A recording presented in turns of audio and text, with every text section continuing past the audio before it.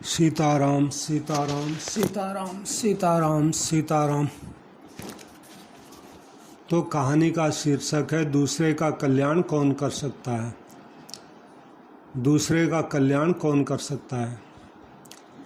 कहानी है, एक राजा था। उसने सुना कि राजा परीक्षित ने भागवत की कथा सुनी तो उनका कल्याण हो गया। राजा के मन में आया कि अगर मैं भी भागवत कथा सुन लूँ तो मेरा भी कल्याण हो जाएगा। ऐसा विचार करके राजा ने एक पंडित जी से बात की।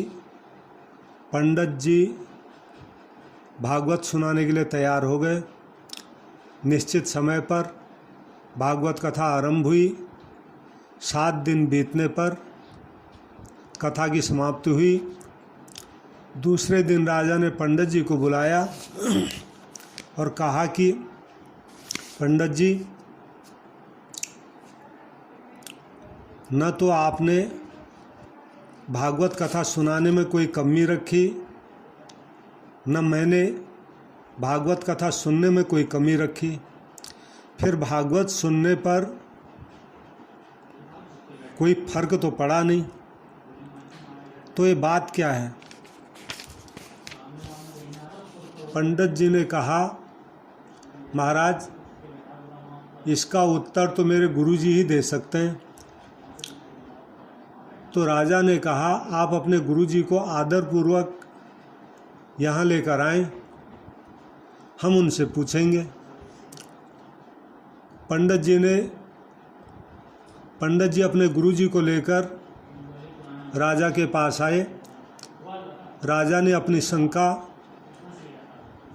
गुरुजी के सामने रखी कि भागवत सुनने पर भी मेरा कल्याण क्यों नहीं हुआ, मन की हलचल क्यों नहीं मिटी। गुरुजी ने राजा से कहा कि थोड़ी देर के लिए आप मेरे को अपना अधिकार दे दो। राजा ने उनकी बात स्वीकार कर ली। गुरुजी ने आदेश दिया कि राजा और पंडित जी इन दोनों को बांध दो। तो राजपुरुषों ने राजा और पंडित जी दोनों को बांध दिया। अब गुरुजी ने पंडित जी से कहा कि तुम राजा को खोल दो। पंडित जी बोले कि मैं खुद बंधा हुआ हूँ, फिर राजा को मैं कैसे खोल सकता हूँ। गुरुजी ने राजा से कहा कि तुम पंडित जी को खोल दो। राजा ने भी यही उत्तर दिया, मैं खुद बंधा हूँ तो पंडित जी को कैसे खोलूँ। गुरुजी ने कहा कि महाराज, मैंने आपके प्रश्न का उत्तर दे दिया। राजा ने कहा, मैं नहीं समझा। गुरुजी बोले, जैसे खुद बंधा हुआ व्यक्ति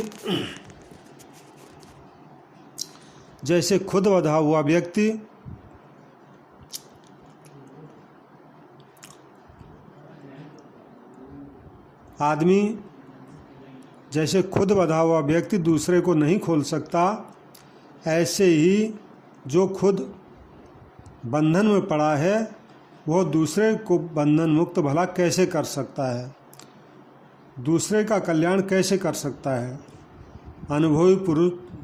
अनुभवी पुरुष से जो लाभ होता है वैसा लाभ दूसरे पुरुष से नहीं होता। इसलिए अनुभवी पुरुष की वाणी के अनुसार ही अपना जीवन बनाना चाहिए, जिससे कि कल्याण हो जाए। सीताराम सीताराम सीताराम। तो ये कहानी हो गई पूरी। दूसरे का कल्याण कौन कर सकता है, यानी अनुभवी महात्मा ही दूसरे का कल्याण कर सकते हैं। राम राम।